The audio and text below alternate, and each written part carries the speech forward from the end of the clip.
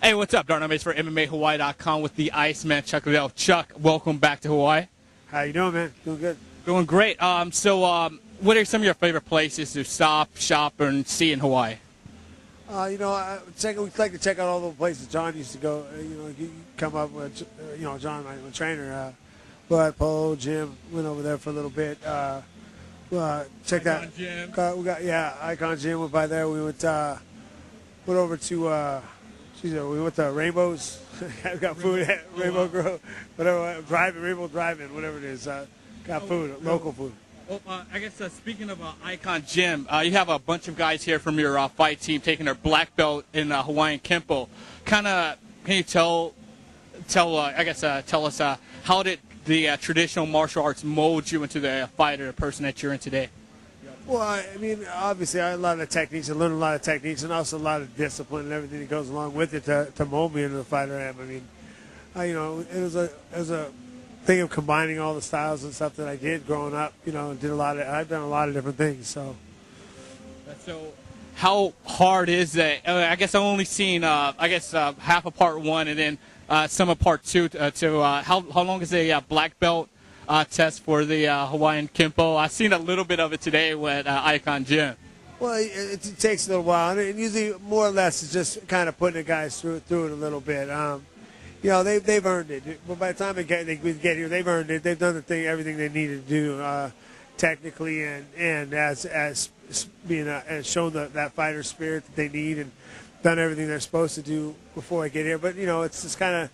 They put them through a tough conditioning workout, make sure they're still, make sure they were in shape, and put them through a little bit of beating, a little bit of messing with them. I see you give the fighters a beating, and as they're in their deep horse stance. Yeah, it was fun messing with them, and they're good guys, and they expect it, and they want it to be. To be honest, they want it for the make sure it's something was hard to go through for their black belt. So, what are your thoughts on schools that were last week? TMA, traditional martial arts, soon to becoming that MMA school. What are your thoughts on that?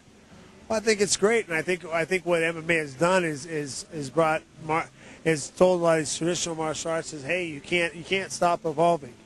They still all got great things about them, but you can't pick a date and time and stop evolving. A lot of styles, like my original karate style, stopped evolving. He evolved it into his style, made it into a style in 1953, and then why did we stop evolving? Why did we stop adding new things after that? It doesn't make sense. So I think what MMA has done is made styles realize, hey, you got to keep evolving, you got to keep adding to your style, and you got to keep combining things to making things better. And I guess it's brings you to my next point. Again, I've seen you. In the gym yesterday, seen you in the gym today. I didn't get to see you running the hills up at doing burpees up Wilhelmina Rise, but you look in great shape. So when do you want to compete? I'm hoping to compete February, March. I'm still waiting for the UFC to tell me when my next fight's going to be, but I can't wait to get back in there. I always, especially after disappointment, the first thing you want to do is get back in the gym, get ready, and train for a fight. So I'm hoping. I'll be off the road in about a couple weeks and get back in the gym, start training, and hopefully they'll have somebody for me soon.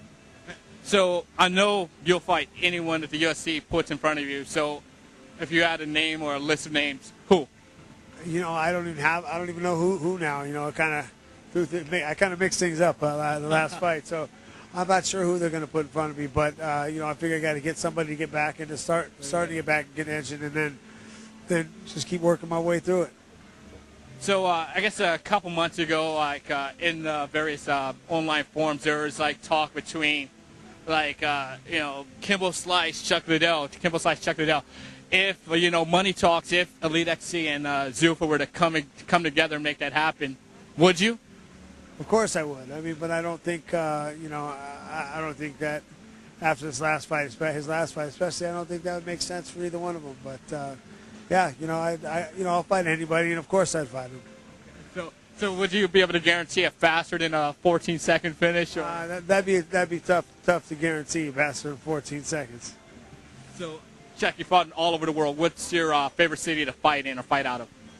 Las Vegas. I can't beat it. I fought a lot of places and seen a lot of fights in a lot of places. And still my favorite. Still close to home, and it's a fun place to be. So what or whom would it take for you to move up to the heavyweight, to compete at heavyweight? So, the UFC has that heavyweight tournament going on of sorts. So who would have to have a strap for you to make the move up to heavyweight to challenge for it? So Couture, Couture on the belt. I wouldn't mind fighting him again. I mean, I'm sure he I'm sure he wants another shot at it. I loved you on Entourage. So any acting roles or guest spots that we should look out for? I was missing one out here. I was offered one while I was out here, but I just couldn't make it because I had the black belt test, so I had to turn it down. But hopefully something soon. We're still working on stuff. It just depends. It depends on my schedule, my fighting, and what's going on. Hey, thank you so much, Chuck, and look forward to seeing you get back in the ring. And again, good luck to your guys. Out suffering for your black belts in the Hawaiian Kempo. So for Chuck Liddell, this is Darnell Mason, MMAHawaii.com. Always real people, real fighters, real pain.